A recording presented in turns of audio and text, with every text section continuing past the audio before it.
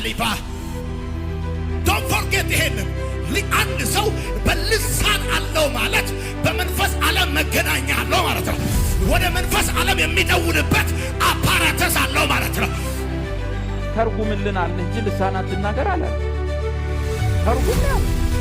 ከዛ ደግሞ ትርጉም ደግሞ ከሌለ እዚህ አትጩሃል እንጂ መጽሐፉ ላይ እንዳለው ነው ያስተማርነው። ማይተረጎም ሆነ ማህበር ላይ ዝም ይበልና ለራሱ ይናገራል። በቃ ዋጥ አርጋትና የነቢያት መንፈስ ለነቢይ ይታዘዛል። እዚህ ልትፈነዳ እንኳን ብትል ዋጥ አርጋ ስትወጣ ከመንገዱ መጀመር በቃ ከበሩ ተመረቃ ሲብላ ታጋ ዘደር በቃ ራባሳ ሻጣና ማቆባ ጃላባዲያ ይራማንዶና ማግሬበ ጀላዲያ ሰራባ ጃላማንዶ ይራባሻላ ባዳና ማራባጋ ልሳንም ስጦታ ጸልያለሁ። እኔ ባባባባባባ የጻል ልጭት እንጂ ልሳን ነው ብያ አላ አሩቱ ኢምባጡን ታቃሪጭ አንጣምቦ ጦጦ ኢምባጡ ቂቂቂ ማራጤላ ጦጦም ባጦ ቆርጫጭላ በሪጣቦ ኢምባጡ ቁጡጡንጡንጡንጣ አይጣ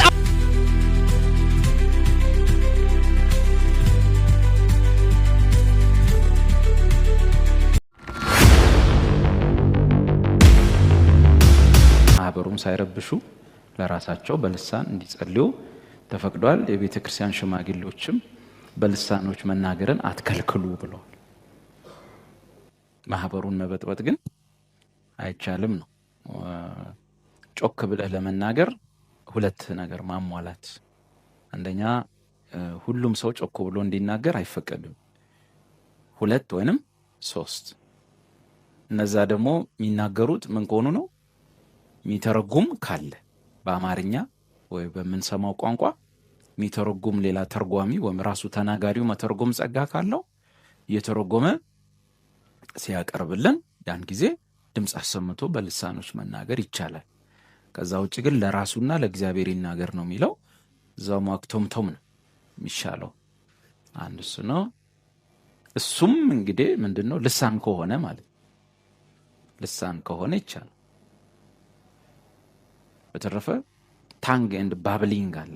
ባብሊንግ እና ታንግ ይለያያል። ታንግ መንፈስ ቅዱስ በሚሰጣቸው ቋንቋዎች፣ በግዕዝ ቋንቋ ልሳኖች፣ በአማርኛ ቋንቋዎች መናገር። ባብሊንግ ግን ሕፃን ልጅ ታውቃላችሁ? ቤት ውስጥ ሕፃን ልጅ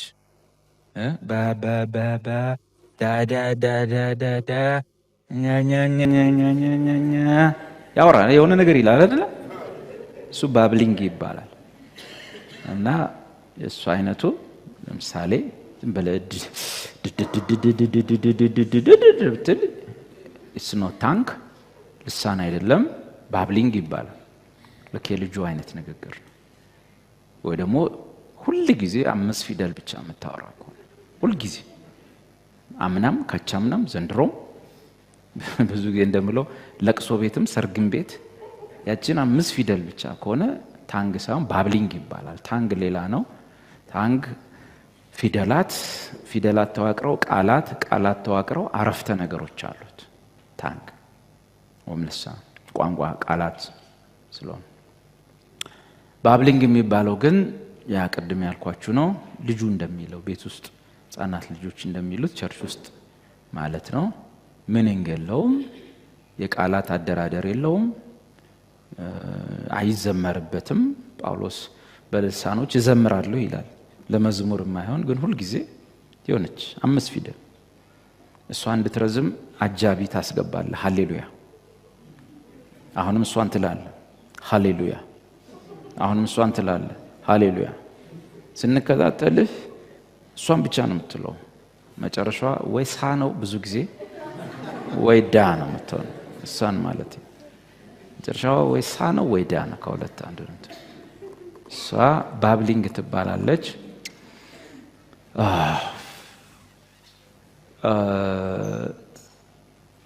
ሌላም ስም አለው፣ እሱኛው ቤስት ነው ብዬ አስባለሁ። ሪጆይሲንግ ሳውንድ የደስታ ድምጽ ይባላል። ሪጆይሲንግ ሳውንድ ወይም የደስታ ድምጽ። የደስታ ድምጽ በአማርኛም አይወጣም፣ በኦሮምኛም አይወጣም፣ በእንግሊዝኛም አይወጣም። የደስታ ድምጽ ድንገት የሚወጣ ድምጽ ስለሆነ ያ ሲረዝም ለአንዳንድ ወንድሞች ልሳን ይሆናል፣ ግን ልሳን የሚለውን አያሟላ። የደስታ ድምፅ rejoicing sound መዝሙር መጽሐፍ ላይ አለ።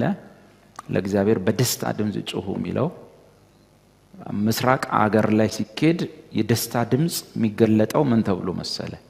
ምስራቁ የሴም ህዝብ እልልታን የሚያቀዝብ ምስጉን ነው ይላል መዝሙር 89 ቅንፍ ቁጥር 15 እልልታ የሚያቀዝብ ምስጉን ነው። እግዚአብሔር እልልታን የሚያቅ በፊትም ብርሃን የሚያደዝ ምስጉን ነው። Blessed and happy are the people who know the joyful sound. እልልታን የሚያቀዝብ አሁን እልልታ የሚለውን እንግሊዘኛው joyful sound ወይም rejoicing sound ብሎታል። ለምን? መጽሐፍ ቅዱስ በተጻፈበት የምስራቅ የሴም ቋንቋ እና ባህል ላይ ተመስርቶ ስለሆነ እልልታ ይታወቃል በምስራቁ ዓለም። እልልታ በምስራቁ ዓለም የደስታ ድምጽ ነው። ሰው ደስ ሲለው ሴቱም ወንዱም እልልልልልልል አረቦችም ይላሉ እና ደስ ይላቸው ነው ይው ሃሌሉያ ሃሌሉያ ይሄን በደንብ ያዙልኝ። የደስታ ድምጽ አሁን ነጮቹ ሴሜቲክ ህዝብ አይደሉም። ካልቸራቸው ውስጥ እልልል ፈረንጅ እልል አይችልም ታውቃላችሁ። ሰምቶ ማያውቅ የት ነው ምስራቅ ዓለም ሲመጣ ይቀርጻል በካሜራ ገርሞት ምላሳቸው እንዴት እንደዚህ ያለ ብሎ አስጠግቶ የሚቀርጸው አፋቸው ጋር ነው ራሱ እንዴት እልል ሊሉ ቻሉ። አረቦቹ ደግሞ እንደዚህ እየመቱ ምናምን ነው በጣም ተደንቀው ነው የሚሉት። ስለዚህ ምዕራባውያኑ ይሄን የመጽሐፍ ቅዱስ ክፍል ወደ ሀገራቸው ሲቀይሩት እልል በሉ ወይም እልልታ ቢል አይገባውም ሰው ባህላቸው ውስጥ ያው ከዛ ምንድነው ይሄ እልልልልል የምትሉት አሉ ሲተረጉሙ። የደስታ ድምጽ ነው ደስ ሲለን እልልልል ነው እንዴ? እኛ እኮ እልል በሉ ሲል ምን ማለት ነው? እልል የምን ድምጽ ነው? የደስታ ኦኬ። በእንግሊዘኛው ሲቀይሩ ምናሉ በደስታ ድምጽ ጮሁ። ለፈረንጆቹ ምን ተባለ?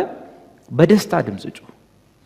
አሁን እንግዲህ ፈረንጅ ምን ሊጀምር አቤት የደስታ ድምጽ rejoicing sound ምንድነው? እንግሊዘኛም አይደለም አማርኛም አይደለም የሆነ ነገር ታች ሲያደርግ ምታወጣው ሚፈነቅል ማናቸውም ፊደል ሊሆን ይችላል፣ ድምጸት ሊሆን ይችላል፣ ጮህት ሊሆን ይችላል። እሱን rejoicing sound ሲሆን አንዳንዶች ወንድሞች ልሳን ይሉታል። ይመጣል መንገድ ላይ የሚሄድ ይመጣል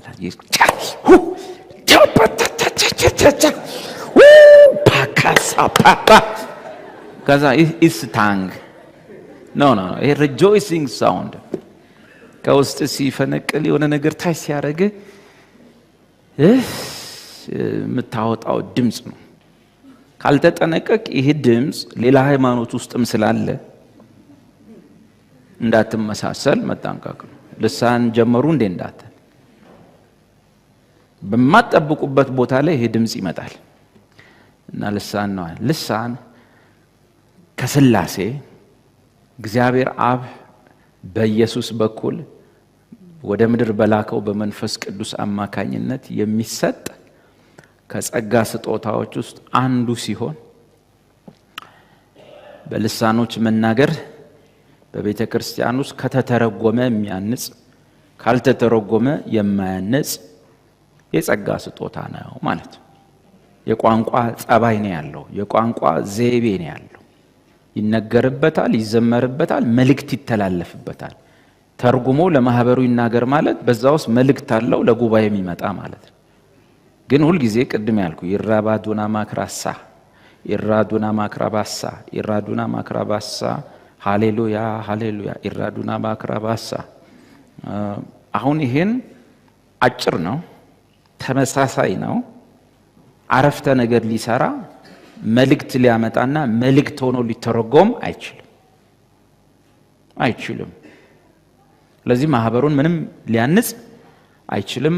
አንደኛ ቆሮንቶስ ምዕራፍ 14 በልሳኖች የሚናገር ሰው ማህበሩን አያንጽም። ስለዚህ በማህበር ላይ ዝም ይበል። ይሄን ያለው ማን ነው?